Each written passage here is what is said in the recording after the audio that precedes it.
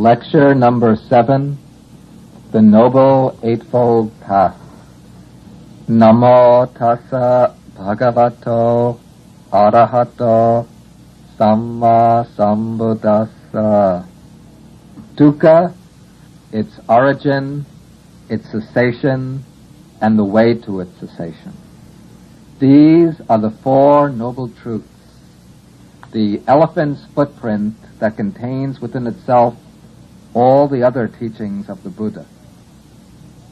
It might be risky to say that any one truth is more important than the others, since they all hang together in a very close, integral unity. But if we were to single out one truth as the key to the whole Dhamma, it would be the fourth noble truth, the truth of the way. The way to the end of dukkha is the Noble Eightfold Path, the path made up of right views, right intentions, right speech, right action, right livelihood, right effort, right mindfulness, and right concentration. When we say that the path is the most important element in the teaching, this is because the path is the thing that makes the Dhamma available as a living experience. Without the path, the Dhamma would just be a shell, a collection of doctrines and formulas without inner life, without the immediacy of lived experience. The path is the means to self-transformation, the means to spiritual growth and to the attainment of liberation. Without the path, even full deliverance from suffering would just become an empty dream. Now, it should be understood that the Noble Eightfold Path was not created by the Buddha. The path is not a creation or a product of the Buddha's mind. Rather, the path was discovered by the Buddha. Whether a Buddha arises or not, the path remains as the indispensable means to enlightenment. During periods when no Buddha has appeared in the world, then the path might be shrouded in darkness, or be lost to the masses of mankind, completely forgotten. But when a Buddha arises, he does not create the path anew out of his own mind. Rather, he rediscovers the lost path to deliverance and then makes that path known again to the world. In fact, that is the special and unique function of the Buddha, is to rediscover the path during a period of spiritual darkness and then to proclaim the path to humanity at large, to make the path available to the world. And the Buddha says, with respect to the path, he says that on the night of his enlightenment, he uses the phrase, light arose, knowledge arose, vision arose. These statements all indicate that he saw what was already present, but present unseen. He tore away the veil of darkness, the veil of delusion and ignorance, and saw the lost, buried path to enlightenment. He followed that path through to its goal, reached the goal, and then taught the path to the world at large. From one angle, the discovery of the Noble Eightfold Path might be called the primary significance of the Buddha's enlightenment. Before his renunciation, when he was still living in the palace as a bodhisattva, as a prince, he had already recognized the unsatisfactory nature of existence. He had been thrust up against the hard facts of old age, sickness, and death, and he had lost all of his worldly complacency, his desire for power, fame, and for sense pleasures. Then, even from the start, he had an intuition, a confidence that there was a way out of suffering, a state of liberation beyond the round of birth and death. Because of his confidence, he was able to leave the palace, to renounce the world, in order to go in search of deliverance. But what he did not know, what he lacked, what he had to find, was the path that led to deliverance. And with the discovery of the path, he was able to escape from the trap of ignorance, to reach enlightenment, to become Buddha. The discovery of the path made it possible for him to attain his own liberation, to attain Nibbana himself. And it was also the discovery of the path that enabled him to guide others to liberation, to present others with the gift of the deathless. Therefore, the path gives the Buddha's enlightenment a meaning that goes beyond his own liberation. It makes the Buddha into a world teacher, and it makes his doctrine, his Dhamma, something relevant to all men, to all beings who seek release from suffering. The path is essentially a way to awakening, a means to generate in our own minds the same experience of enlightenment that the Buddha himself went through while sitting beneath the Bodhi tree. In the causal chain that originates dukkha, the Buddha points out that all the suffering and unsatisfactoriness we meet in the round of becoming arises because of our craving and our clinging. This craving and clinging, in turn, is nurtured by the more basic factor, that is, ignorance, the beginningless blindness to the real nature of things that has been covering over our minds. And as long as we remain in ignorance, we go on revolving in the cycle of existence, going from life to life, meeting the various forms of dukkha. In order to get free from dukkha, to get free from suffering, what is necessary is to eliminate the most fundamental root of all bondage, that is ignorance. To eliminate ignorance, what is needed is its exact opposite, knowledge, the knowledge of enlightenment, the superior wisdom that shines brightly and eclipses the darkness of ignorance. But this wisdom, this knowledge of the true nature of things, does not arise out of nothing. It arises out of conditions. The set of conditions that lead to enlightenment, these constitute a path, the Noble Eightfold Path. And the Noble Eightfold Path brings liberation by giving rise to the liberating wisdom. In describing the path, the Buddha says that the path produces knowledge, produces vision. It's Chakku Karani Jnana Karani. These two terms together, knowledge and vision, the coupling indicates that the kind of knowledge to which the path leads is not abstract conceptual knowledge, but immediate insight. The Buddha says that the path is Chakku Karani. It produces the eye. It gives us the eye of insight, by which we are able to see directly with immediate perception the true nature of things. Then, by producing this knowledge and vision, the path leads to peace, upassamaya, the peace that comes with the destruction of all craving, all attachments, and all clinging. The path leads to enlightenment, the full and complete realization of truth, Bodhi. And by leading to enlightenment, it leads us out of the cycle of suffering, the round of birth and death, to the ultimate goal, the unconditioned state, Nibbana, the deathless. In his first discourse, the Buddha calls the Noble Eightfold Path the middle way, Majjhima Patipada. He calls it the middle way because the Eightfold Path avoids all extremes in conduct and in views. In the first discourse, the Buddha points out that there are two extremes which a seeker of enlightenment has to steer clear of. These two extremes are, on the one side, indulgence and desire, on the other, self-mortification.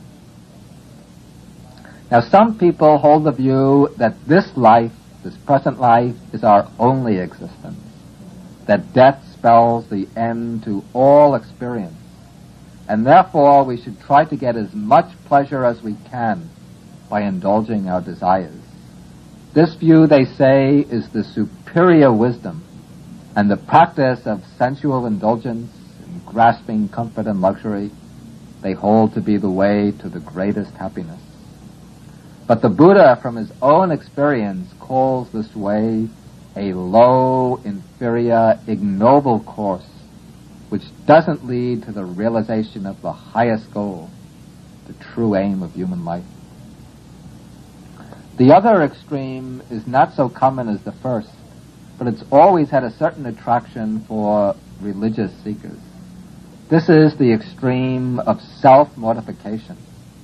Those who follow this practice hold that the way to liberation, the way to enlightenment, lies through strict and austere asceticism, especially through the practice of the mortification of the flesh. Generally, those who follow this path regard the body and the spirit as exclusive and antagonistic opposites. And they see the mind of man as a battlefield where a struggle takes place between the spirit and the flesh. The flesh they hold to be the source of evil, of desire and darkness. The spirit, the source of goodness, of light and freedom. And to liberate the spirit, they say, the flesh has to be subdued by fierce austerities, by tormenting the body, by depriving the body of its vital requisites, until the spirit can be released from the prison of the body. The Buddha himself had practiced this path of asceticism before his enlightenment, but he found that it doesn't lead to the goal. Therefore, he later called the path of self-affliction painful, ignoble, and not conducive to the goal. He advised his disciples also to steer clear of it, not to follow that kind of practice. Instead, in its place, he holds up the noble Eightfold path as the middle way. And it's called the middle way not because it lies in between the two extremes, as a compromise between too much and too little, but rather because it rises above them, because it's free from their errors, from their imperfections, and from the blind alleys to which they lead. On one side, the Noble Eightfold Path avoids the extreme of sensual indulgence. On the other, it avoids the extreme of self-affliction. To follow the middle path means to provide the body what it needs to stay in a strong and healthy condition, and yet at the same time to rise above bodily concerns in order to train the mind in right conduct, concentration, and wisdom. In fact, the middle way is essentially a way of mind training. And one error, frequent error, has to be pointed out, and that is that the middle way is in no way a compromise with the attitude of renunciation. In following the Noble Eightfold Path, the mind has to be strengthened, trained in the strongest attitude of renunciation, detachment from the demands of craving and clinging.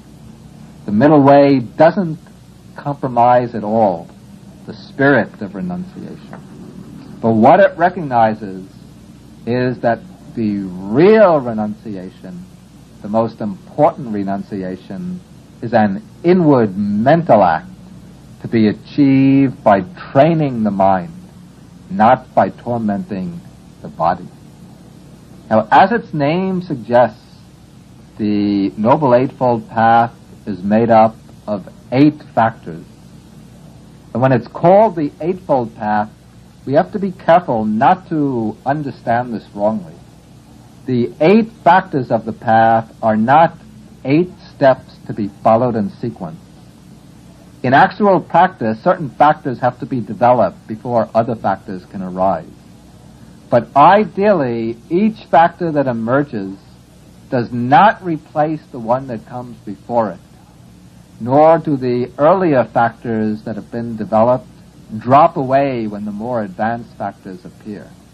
Rather, the early factors remain, but the new ones that arise merge into them and absorb them, so that at its highest level of development, the path consists of 8 factors working simultaneously. At this level, all 8 factors are present. All are performing their functions. All are contributing in their own unique way to the accomplishment of the goal, to reaching the end of suffering. Now, the 8 factors of the path can be divided into 2 parts. One part is concerned with knowledge, with understanding. The other is concerned with practice or conduct. Now, the first part, the side concerned with understanding, contains only one factor, right view. The other part, the part concerned with practice, contains the other 7 factors, from right intentions through right concentration. And so from this twofold division, we can see the tremendous weight that falls on right view. Right view is placed first, right at the beginning of the path, because right view is the eye which guides and directs all the other factors. And the relationship between the 2 groups of path factors can be illustrated by an analogy. If we're going to drive a car, we need both our eyes and our limbs. We need eyes to see which way to go, and we need our limbs, the hands and feet, in order to maneuver the car. If we have eyes, but if we're crippled and can't use our hands and feet, then we can't move the car at all. We'll just remain in the same spot. And if we can use our limbs, but if we lack sight, if we're blind, then it would be dangerous even to try to drive. To maneuver the car and get to our destination, we need both the eyes and the limbs working in harmony. Similarly, in the practice of the path, we need both aspects. The aspect of vision or understanding supplied by right view in order to see the way to travel along the path. Then we need the other factors, conduct or practice, in order to bring us to our destination. Now, the Buddha places right view at the beginning of the path to show that before we can set foot on the actual practice, we need the understanding provided by right view as our guide, our inner director, to show us where we're starting from, where we're heading, and what are the successive stages to be passed through in practice. Usually, the Buddha defines right view as the understanding of the 4 Noble Truths: suffering, its origin, its cessation, and the way to its cessation. To follow the path right from the start, we need a correct perspective on the human condition. We have to see that our lives are not fully satisfactory, that life is impermanent, that it's subject to suffering. And we have to understand that suffering, dukkha, is something that we have to penetrate through to by means of knowledge, something that we have to conquer, not something that we should escape from by pain removers, entertainments, distractions, or dull forgetfulness. At the deepest level, we have to see that all the things that make up our being, the 5 aggregates, are impermanent, constantly changing, and therefore can't be held to as a basis for security, for unchanging happiness. Then we have to see that the cause of our dukkha lies in our own mind. Nobody is imposing it on us. We can't put the blame outside ourselves. It's through our own craving and clinging, our desires, our dislikes, and our delusions, that we produce suffering and pain for ourselves. Then, when we see that the cause of dukkha lies in our minds, we also understand that the key to liberation also lies in the mind, by overcoming ignorance and craving by means of wisdom. Then, to enter the path, we need the confidence that by following the Noble Eightfold Path, we can reach the goal, the cessation of suffering. The Buddha defines right view as the understanding of the Four Noble Truths for a very important reason. The reason is that he does not want his disciples to practice his teaching merely out of feelings of devotion towards him or out of respect for his wisdom. Rather, he wants them to follow the path on the basis of their own understanding, their own insight into the nature of human life. Therefore, the first factor sets out the points to be grasped, the points to be seen as a basis for practice. Then, when we've grasped these essential truths and verified them through thought and reflection, then we're ready to set foot on the path with a clear idea of the real aim and groundwork to the practice. Otherwise, to try to practice the path without having this right view is somewhat like just getting into a car and driving in any direction without having a clear idea of where we want to get to and what is the best way to get there. As we will see later, the path begins only with a very elementary level of right understanding. As the mind develops in the course of practice, the understanding will deepen, it will gradually expand and widen. And as it does so, we come back again and again to right view. Right view is not something that we just go through only once and then leave it aside. But again and again, we always come back to right view. But when we come back at deeper and deeper levels of understanding. Through practice, the consciousness, the mind is developed. Its range and capacity for comprehension expands, grows, and matures. Then as it matures, the ability to see, to penetrate and understand develops. And when we understand, then we arrive at a deeper level of right view. The second factor of the path is right intention, samma sankappa. The word sankappa means purpose, intention, resolve, aspiration, motivation. And this factor of right intention follows as the natural consequence of right view. When, through right view, we gain an understanding of the real nature of existence, then that understanding acts upon our mind. It changes our motivation, our purposes in life, our intentions and inclinations. Then, as a result, our minds become shaped by right intentions, intentions that accord with right view and that follow from right view. In the analysis of this factor, the Buddha explains that there are three kinds of right intentions.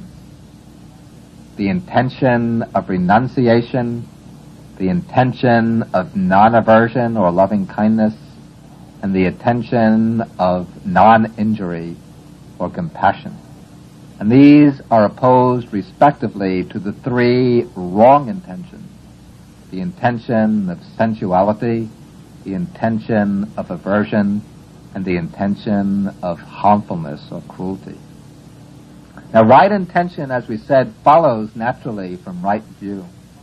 When we gain a right view into the fact of dukkha, then we become motivated to renounce our attachments, our clinging to pleasure, wealth, power, and fame.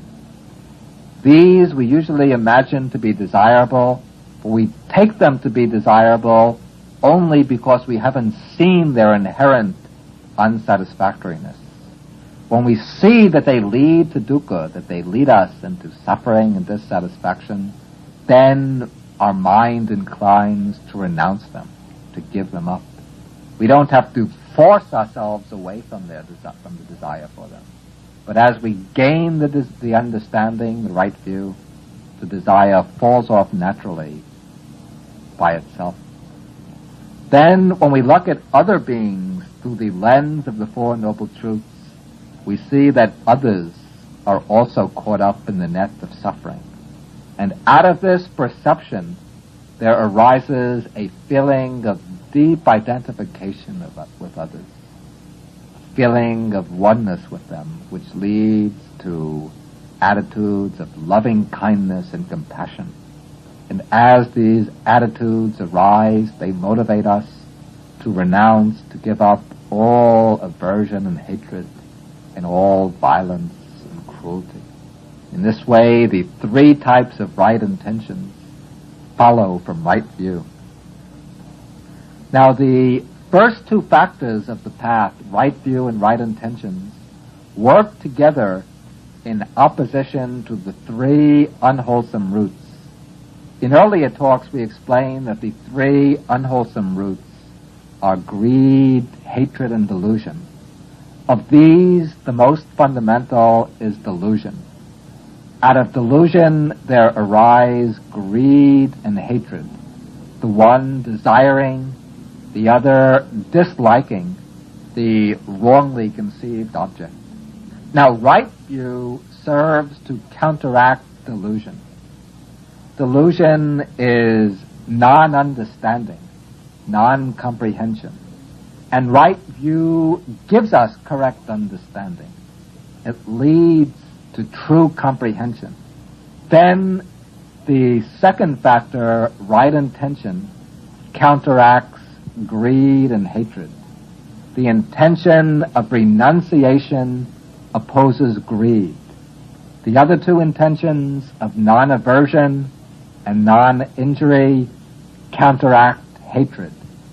Thus, already at the very beginning of the path, the process is set in motion that will eventually cut off all three unwholesome roots. With the next three factors, we learn to translate right intentions into right conduct. We apply the right intentions to our bodily and verbal deeds, to our general way of life. And thus we get the three factors of right speech, right action, and right livelihood. Right speech has four aspects.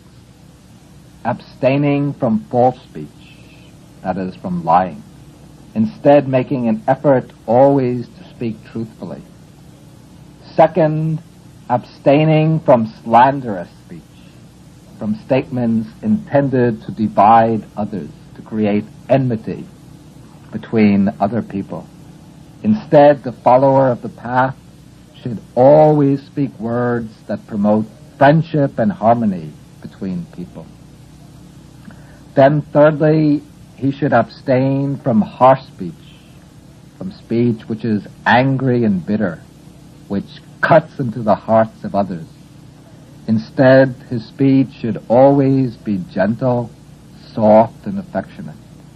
And then fourthly, he abstains from idle chatter, from gossip. Instead, he should always speak words that are meaningful, significant, and purposeful. The fact that four factors are mentioned under right speech shows the tremendous power locked up in the faculty of speech.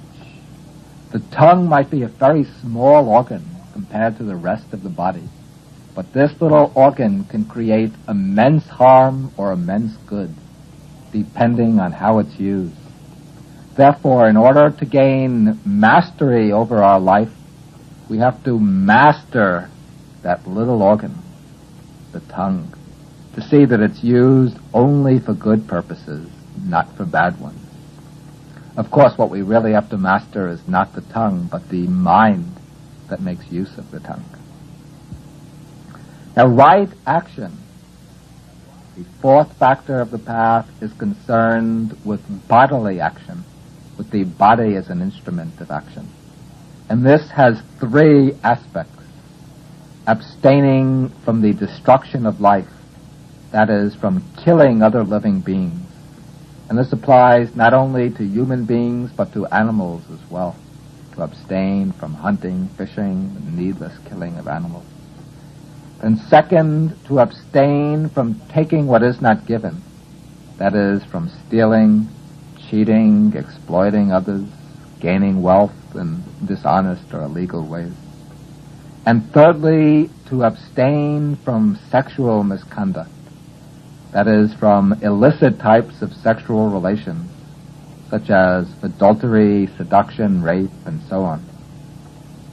Generally, the lay follower of the path is advised to avoid adultery or any type of forced sexual relations, while those who become ordained into the Sangha as monks and nuns have to observe the precept of celibacy. And it's very frequent also in the Buddhist tradition for lay practitioners who are undergoing a period of intensive training in meditation to take temporarily the precept of celibacy. Now, the principles of right speech and right action are worded negatively as abstaining from this and that, but a little reflection would show that positive psychological factors of great power go along with these abstinences. The abstinences are required as the minimal observance, and it is that which comes directly under the control of the faculties of speech and bodily action. But while these outward principles of abstinence are being observed, at the same time, wholesome attitudes of mind are also being cultivated. And that is how the observance of the principles of abstinence brings about a gradual purification of the mind. And the observance of each one of these precepts implies a commitment to some positive mental quality, to a virtue, a habit of the practical intellect. That is, abstaining from taking of life, for example, implies a commitment to compassion, to respecting the right of other beings to life. The precept of abstaining from stealing, taking what is not given, involves a commitment to honesty, to being honest in one's relations with others, and also a commitment to respect the right of others to the possession of their own belongings. The principle of abstaining from false speech implies a commitment to truth, to maintain the truth no matter how difficult it might be to ourselves. And so on for each one of these negatively worded abstinences. If we reflect, we can find a positive virtue in the mind that has to be cultivated simultaneously. Now, the fifth factor of the path is right livelihood. The Buddha teaches that the disciple should avoid any occupation or job that causes harm and suffering to other living beings, or any kind of work that leads to one's own inner deterioration. Instead, the disciple should earn his or her living in an honest, harmless, and peaceful way. And to give a more specific idea of what right livelihood involves, the Buddha mentions 5 occupations that a disciple should avoid. These are, first, dealing in flesh, in meat, as a butcher. Second, dealing in poison. Third, dealing in weapons or arms. Fourth, dealing in slave trade and prostitution. And fifth, dealing in intoxicants, in liquors and drugs. And the Buddha also says that his followers should avoid deceitfulness, hypocrisy, high-pressure salesmanship, usury, and trickery, or any kind of dishonest method in acquiring their means of support.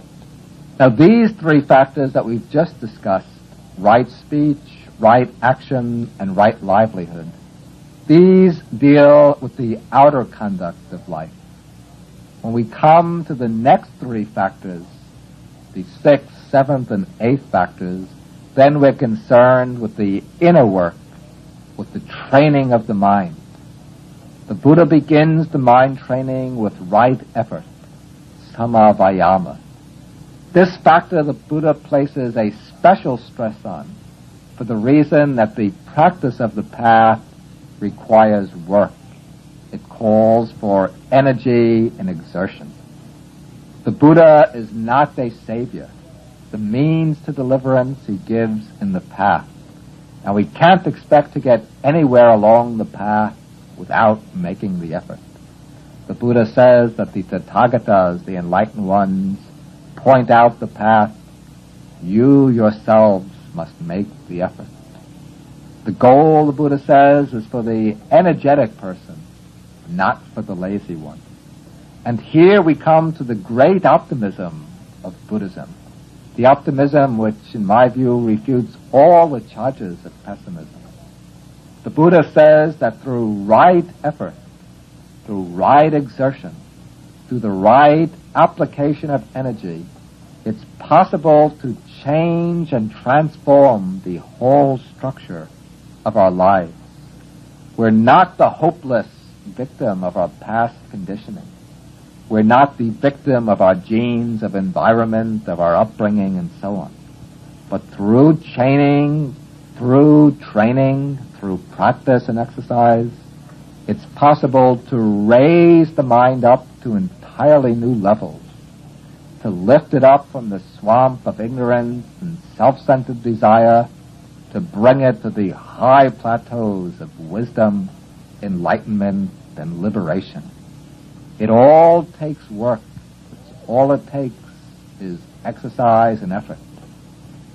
Practice that has to be built up day by day, month by month, year by year, even lifetime by lifetime. But with this practice, we can lift the mind up to the highest levels of spiritual attainment. And therefore the Buddha urges his disciples to strive on with the firm determination. Whatever has not been attained, that I will attain. What hasn't been achieved, that I will achieve. What hasn't been realized, that I will realize. Then, having stirred up the will, we have to know the right way to apply our effort. Now, the Buddha indicates that right effort can be broken down into 4 aspects. Firstly, if we observe the states that arise in the mind, we see that they fall into 2 basic types: unwholesome states and wholesome states. The unwholesome states are the states of mind rooted in the defilements, in greed, hatred, delusion, and in their offshoots. The wholesome side consists of the virtuous qualities, the qualities that should be developed and cultivated, like the 8 factors of the Noble Path, the 4 foundations of mindfulness, the 7 factors of enlightenment, and so on. These are the pure, noble qualities that lead to spiritual progress and to ultimate liberation. Thus we have at the opposite sides of the mind the unwholesome states and the wholesome ones. And with regard to each of these, there are 2 tasks we have to perform. First, with regard to the unwholesome side, we have to make the effort to prevent the unarisen, unwholesome states from arising. The unwholesome states are not always present in the mind. At times the mind is clear, calm, and pure. Then something happens which sparks off one of the defilements. Now, in developing right effort, in the first place we have to make the effort to prevent the unarisen defilements from arising. This is the first aspect of right effort, called the effort to prevent. And this is accomplished primarily by control over the senses. If we lack control over the senses, then the mind responds automatically to the sense objects that it meets. It gives way to attachment to pleasant objects. It gives way to aversion and anger towards unpleasant ones.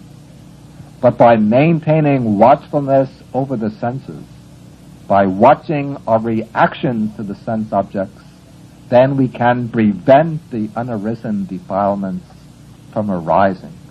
we're able to simply register the object, to take note of its features without being drawn to react to the object by way of greed and aversion.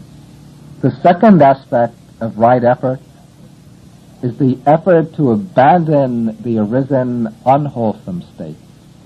That is, to eliminate the defilements that have arisen. When we see in our mind that one of these unwholesome states is present, we have to apply our energy to eliminate it. This can be done by a variety of methods. In one sutta, the Buddha gives 5 different methods for training the mind to overcome unwholesome states. One method is to replace the unwholesome thought formation by its opposite, by the wholesome thought exactly opposed to it. For example, if strong attachment arises in the mind to, say, wealth or possessions, then we can reflect on the impermanence of those possessions.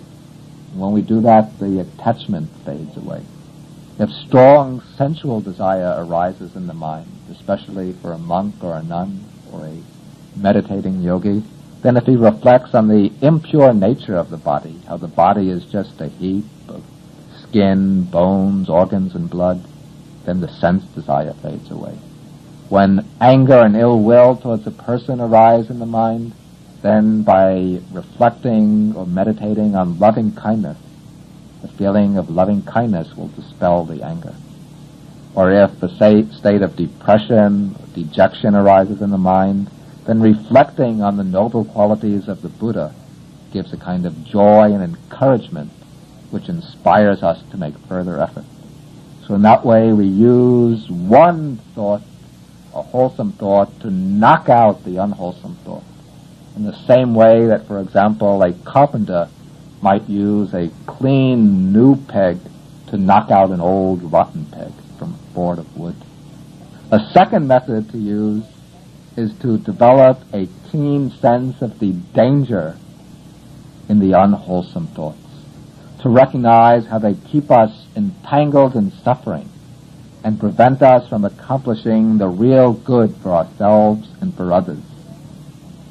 Still, another method is to turn the mind away from the objects that are stimulating the unwholesome thoughts, to divert the mind to some other object of concentration. For example, perhaps just to the breathing or to the movement of some part of the body. A fourth method is simply to observe the thoughts themselves, to turn the attention upon the thoughts, to see how they arise, then gradually to still them, to make them quiet down. This can be done also by tracing the causes of the thoughts in sequence, seeing that thought arises from this cause, that cause from this cause, and so on, back in sequence. This makes the disturbing thoughts quiet down. Then, when all of these other techniques fail, and only then, the last measure which can be used is to meet the unwholesome thought in face-to-face combat, to struggle with it and to expel it from the mind.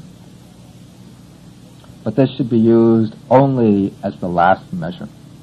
Okay, now we come to the other side, the third and fourth aspects of right effort. On the other side of the mind, we find that there are many pure, wholesome, virtuous states of mind. And for these two, there are 2 tasks to be performed.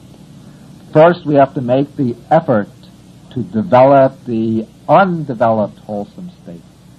We have many beautiful potentials stored up in the mind. We have to bring these up to the surface of the mind, to develop them, strengthen them, to make them shine forth. Then, when we've cultivated them, then we come to the expel it from the mind. But this should be used only as the last measure. Okay, now we come to the other side, the third and fourth aspects of right effort. On the other side of the mind, we find that there are many pure, wholesome, virtuous states of mind. And for these two, there are 2 tasks to be performed. First, we have to make the effort to develop the undeveloped wholesome states. We have many beautiful potentials stored up in the mind. We have to bring these up to the surface of the mind, to develop them, strengthen them, to make them shine forth. Then, when we've cultivated them, then we come to the fourth aspect of right effort. We have to avoid falling into complacency, but we have to make further sustained effort to maintain the wholesome states that have been developed. We have to stabilize them, then bring them to full growth and completion. Thus, the two aspects of right effort on the wholesome side are, first, to develop the undeveloped wholesome states, and then second, to maintain, increase, and complete the wholesome states that have been developed. By applying these four aspects of right effort step by step, we can cleanse the mind of its defilements until it becomes bright and pure and radiant. Now, it might seem that right intentions and right effort are very similar. And though they are very similar in some respects, they're not exactly the same. Right intentions, the second factor of the path, means the basic purpose or direction of the mind. And right effort, the sixth factor, is the actual application of energy to eliminate the unwholesome states and to develop and perfect the wholesome states.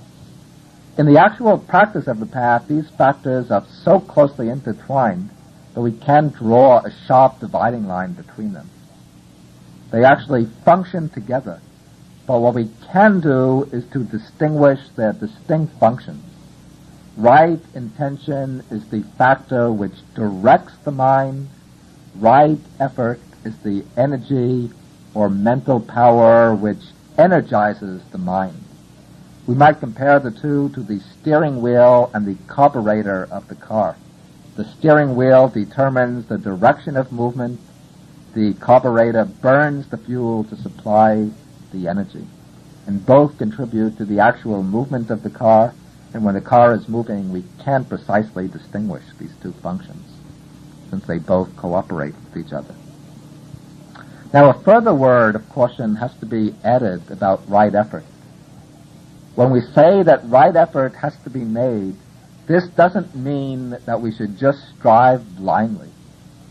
The mind is a very delicate instrument, and the development of the mind requires a very precise balancing of the different mental faculties. We need an alert, clear, keen degree of mindfulness to recognize what kind of mental state we're in. We also need a certain degree of wisdom to know how to keep the mind in balance, how to prevent it from veering towards extremes. This is an aspect of the middle way. It means striking the right balance in practice, knowing how to harmonize the different faculties to gain the maximum contribution from each, without doing any harm to the mind, without exhausting the mind on the one hand, without letting it go into stagnation on the other. Especially in developing energy, we have to develop the energy in a middle way, in a balanced way. And to illustrate this point, there's a certain story that's come down in the text. The Buddha had a disciple whose name was Sona. Before he became a monk, Sona had previously been a musician. He had played the veena, the Indian lute. After he took ordination as a monk, he was very eager to reach enlightenment. And so he went off into solitude and he began to practice with great enthusiasm, very strong burst of energy. He applied himself day and night, practicing meditation constantly, until after some time his mind just became restless and tense, and all of his vigor was exhausted. Then he became discouraged. He thought, no matter how hard I try, I can't get any place. Therefore, I better leave the Sangha and return to the worldly life. So he went to the Buddha. He told the Buddha that he'd done his best. He'd made a wholehearted effort to reach enlightenment.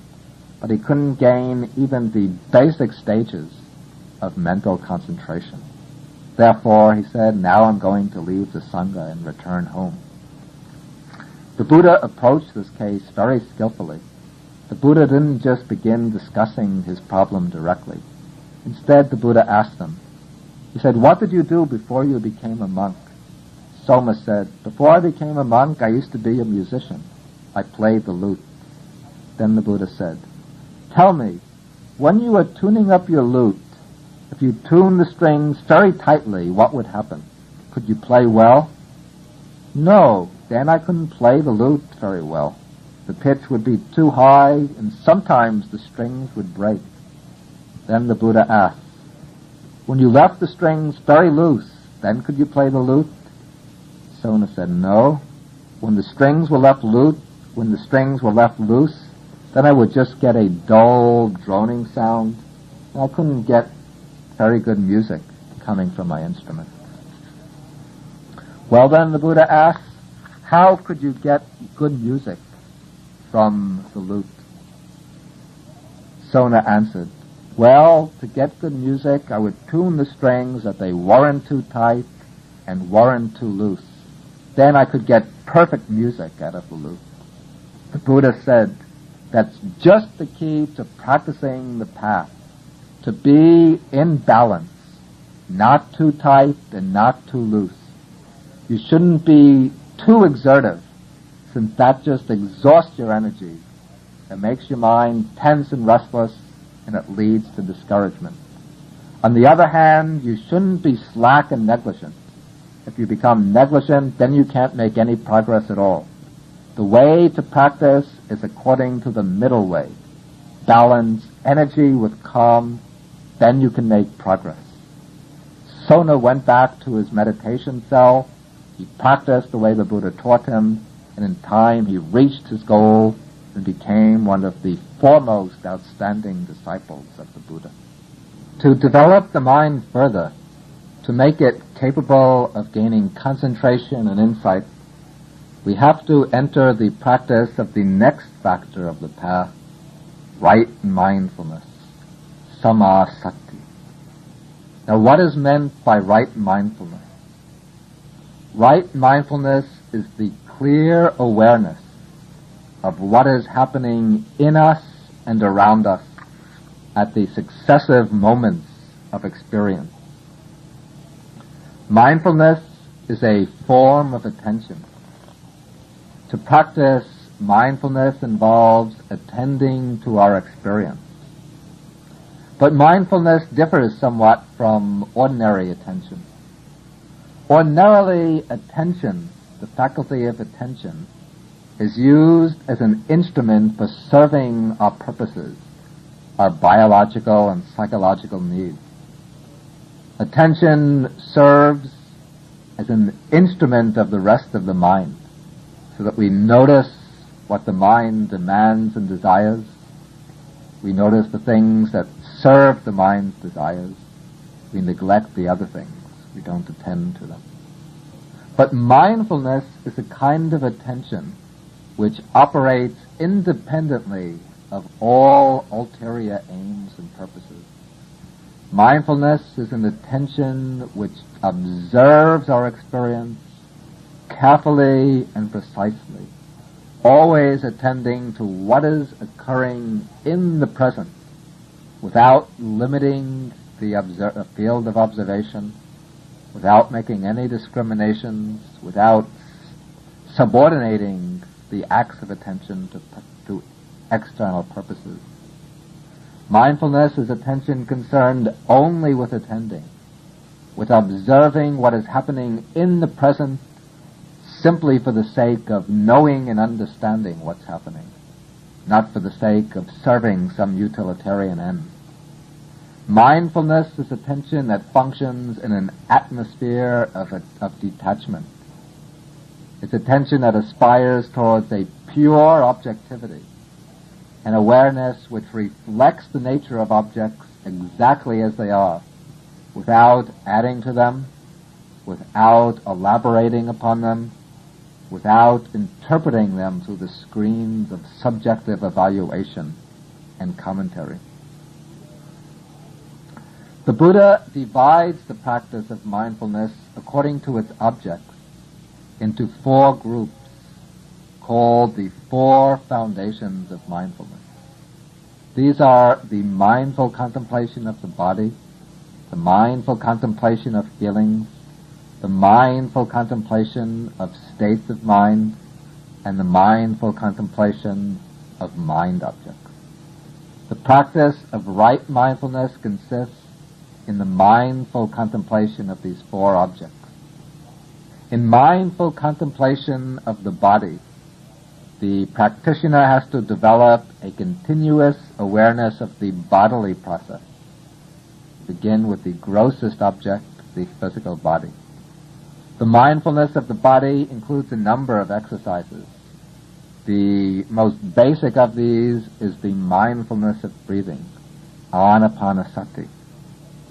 Sitting in a comfortable cross-legged posture, the meditator, when breathing in, becomes aware of breathing in. When breathing out, he becomes aware simply of breathing out. When taking a long breath, he's aware of the long breath. When taking a short breath, he becomes aware of a short breath. Thus the mindfulness just follows the in and out movement of the breath exactly as it occurs. This mindfulness can then become extended from the breathing to all the different aspects of bodily experience. The whole body itself becomes the object of mindfulness, attended to with mindfulness. The body becomes analyzed into its component parts, its organs, its tissues, and so on. So the body becomes laid out, as it were, on a slide, a mental slide available to our contemplation. Mindfulness of the body can further be applied to action, to the different postures of the body, walking, sitting, standing, and lying, to the different activities, eating, moving about, going to the bathroom, lying down, speaking. Every aspect of physical experience of the body eventually comes into the range of mindful contemplation. The second foundation of mindfulness is mindfulness of feeling. This involves attending to the feelings that arise on the different moments of experience. The pleasant feelings, the painful feelings, the neutral feelings. Whatever feeling arises is attended to with bare mindfulness, without liking and disliking. We simply become aware of whatever feeling has arisen. In this way, we prevent the mind from getting sucked into the feeling, from grasping after pleasure, from running away after pain. The mind becomes able to look at all the states of experience with calm equanimity and self-possession. The third foundation of mindfulness is the mind itself, that is, the general state of consciousness. To practice the contemplation of the mind, we have to see into the actual present state of mind clearly and precisely. You have to understand what kind of mental state is occurring. You have to clearly reflect the state without judging, without reproaching ourselves for the unwholesome state, without congratulating ourselves for the wholesome state. We just see the nature of the state of mind with detached observation. Then we have to determine the nature of that state, whether it's a wholesome state or an unwholesome one. Then we have to see into the kind of wholesome or unwholesome state of mind, whether it's a state that has attachment, aversion, or delusion, whether a state free from attachment, aversion, and delusion, and so on. Whatever state of a mind arises is noted just as it is, then allowed to go its own way without clinging to it. The third foundation of mindfulness is called Dhammanupassana, the contemplation of Dhammas. The Dhammas spoken of here are the factors and objects of the mind. At this level of mindfulness, we tune in on the specific contents of the mind, rather than the general state of mind, as we did in the previous exercise.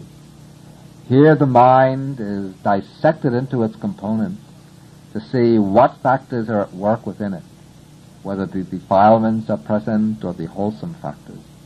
Then if the defilements are present, we have to note their presence, then investigate them to see how they arise, how they can be eliminated, how they can be prevented from occurring in the future. Then when the beneficial factors, states leading to liberation arise, we become aware that they are present. Then we investigate how they arise and how they can be developed, how they can be perfected. Mindfulness of Dhammas also has another aspect, that is the contemplation of the basic factors of experience, not from the standpoint of ethical evaluation, but as a pure contemplative exercise aimed at insight, as seeing into the true characteristics of the body-mind process. But this we will deal with at greater length in the following talk.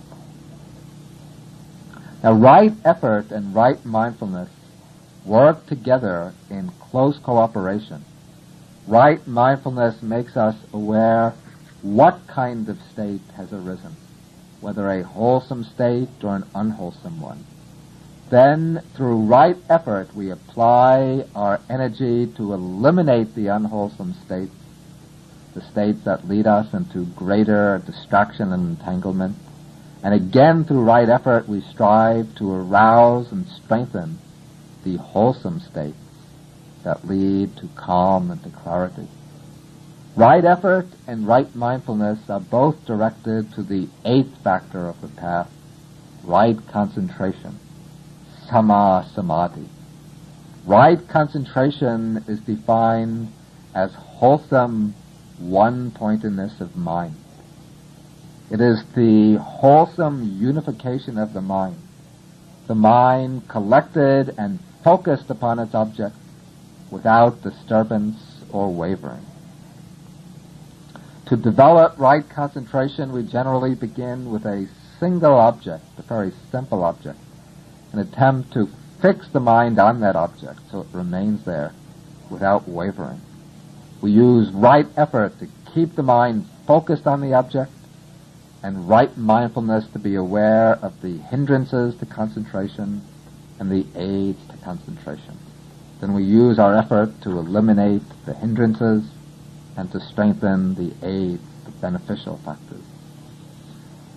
With repeated practice, the mind becomes gradually stilled, unified, and concentrated, brought to a single point. And when the mind gets concentrated, the hindrances are suppressed, and the mind becomes very tranquil.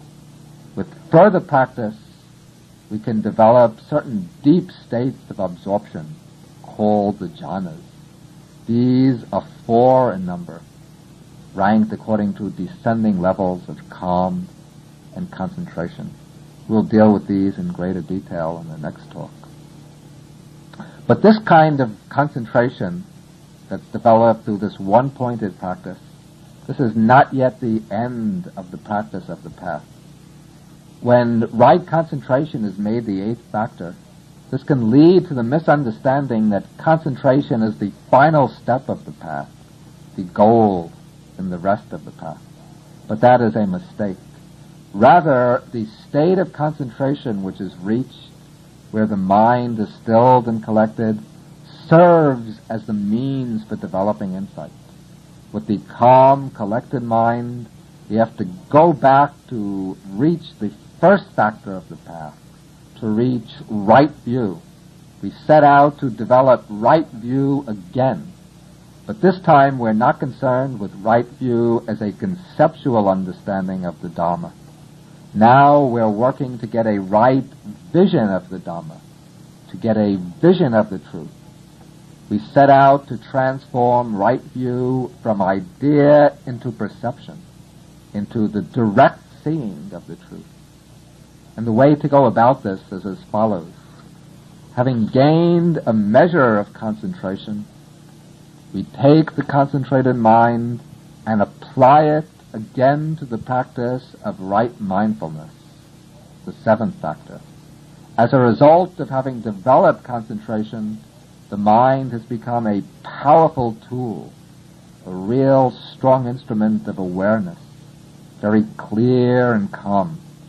So we apply this clear, calm, collected mind to the four foundations of mindfulness, contemplating the body, the feelings, the states of mind, and the mind objects.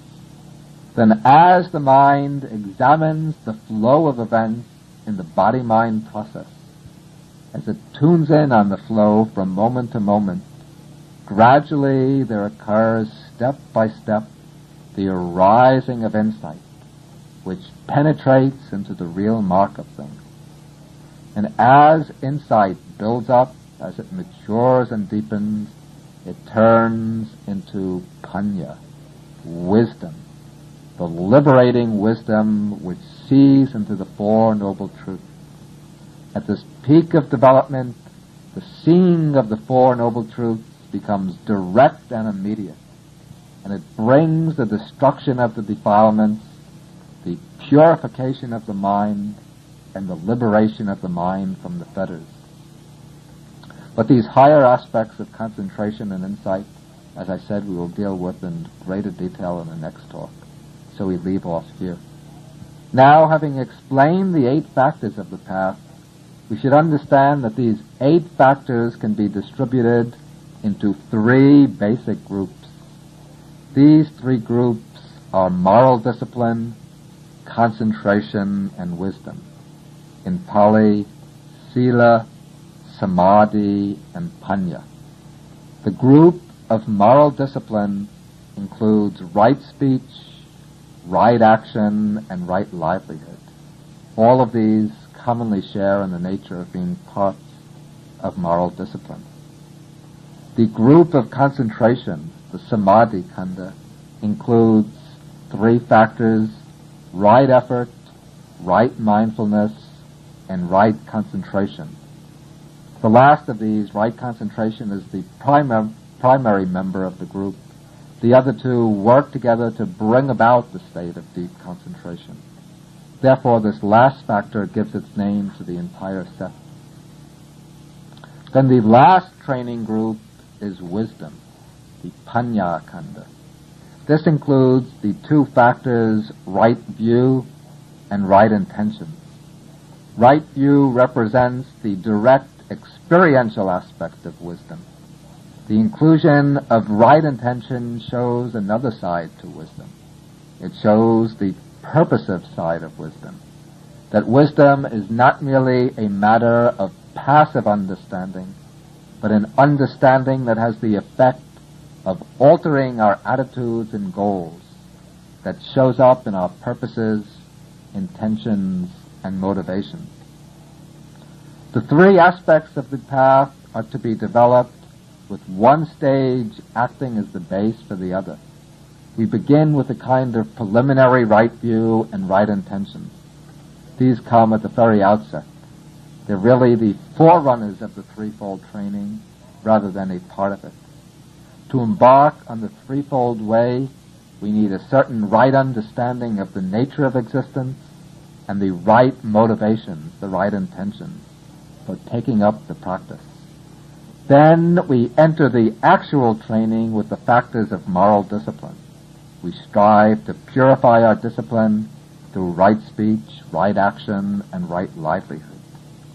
Moral discipline acts as the basis for developing concentration. Then when the mind is calm and concentrated, that acts as the basis for developing wisdom. When wisdom is fully developed, it results in liberation, the release of the mind from all defilements. Now there are 2 kinds of Noble Eightfold Path. This is an important distinction which has to be remembered. First, there is the mundane path, the Lokiya Magga. This is the path that's developed on occasions when we make a deliberate effort to practice the 8 path factors, when we try to purify our discipline, to develop concentration, and to arouse insight, either in limited day-to-day practice or else in intensive periods of practice, as on retreats, we make an all-out effort to develop mindfulness, concentration, and insight. And this is called the mundane path, Lokiya Magga. But the name has to be understood correctly. This mundane path is not a worldly path in the ordinary sense, a path leading to wealth, fame, or to worldly success. The mundane path leads to enlightenment. And in fact, we have to practice the mundane path in order to reach the supramundane path. Without practicing the mundane Eightfold Noble Path, we cannot reach the supramundane path. The mundane path is called mundane because even at its highest level, in insight contemplation, it still involves the contemplation of conditioned objects, things included in the five aggregates. In this respect, it differs from the supramundane path, which is the direct seeing of Nibbana, the unconditioned element.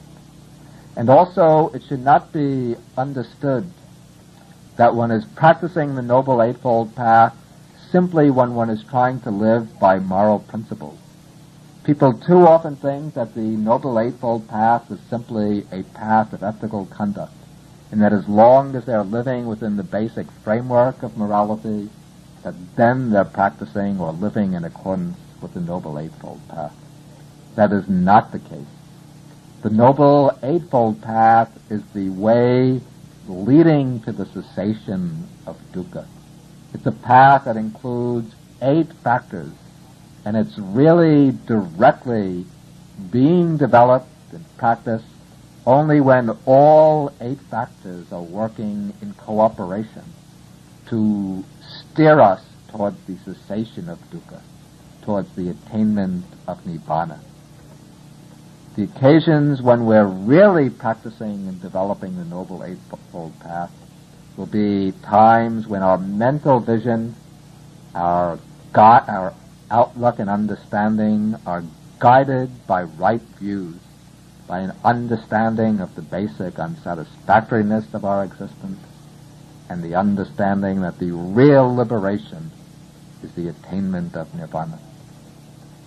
There will be occasions when our motivation is correct, when we're moved to reach deliverance from dukkha, to renounce the attachment to all the different conditioned things of the world.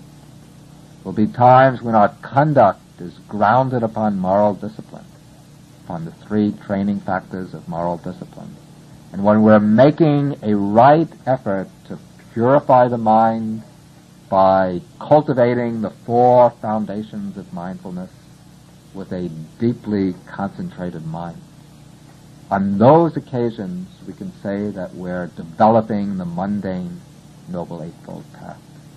But the Noble Eightfold Path is something much deeper, much more powerful than a simple ethical way of life. Now, when we practice the mundane path, as we reach the higher levels and enter the stage of mature insight, our understanding gets deeper and deeper, sharper and sharper. And when insight reaches its climax, when it reaches the highest peak, then at some unexpected moment, a sudden and radical change can take place. When wisdom stands at its highest point, if all the faculties of the mind are fully mature and the wish for enlightenment is strong and steady, then the mind turns away from all conditioned phenomena. At the same time that it turns away from all conditioned phenomena, the mind becomes focused on the unconditioned element. That is, the mind breaks through to the perception of Nibbana, the realization of Nibbana. It sees directly into the truth of the deathless element, the unconditioned.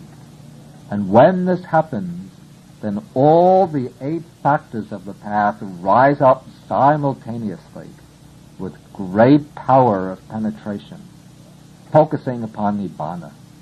Therefore, at this time, the 8 factors constitute the supramundane Noble Eightfold Path. or the transcendental path. At this time, right view arises, not as right understanding, right conceptual understanding, not even as the right view of insight, but as the actual seeing of the unconditioned. Right intentions arise as the full renunciation of craving, as the cutting off of the dispositions to sense desire, to ill will, and to harmfulness.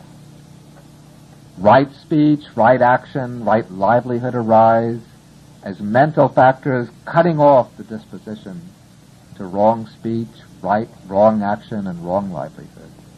Right effort arises as mental energy, which is empowering this very powerful state of consciousness that's focused on Nibbana.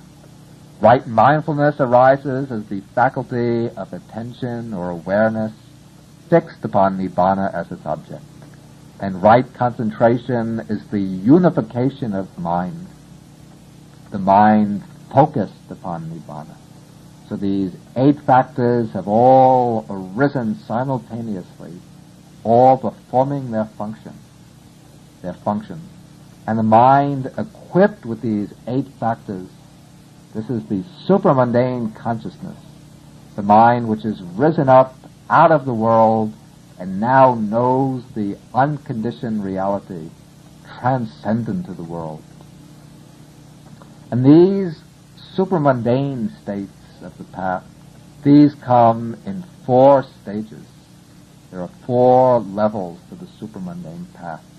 The first is called the path of stream entry, the second the path of the once-returner, the third the path of the non-returner, and the fourth the path of arhatship.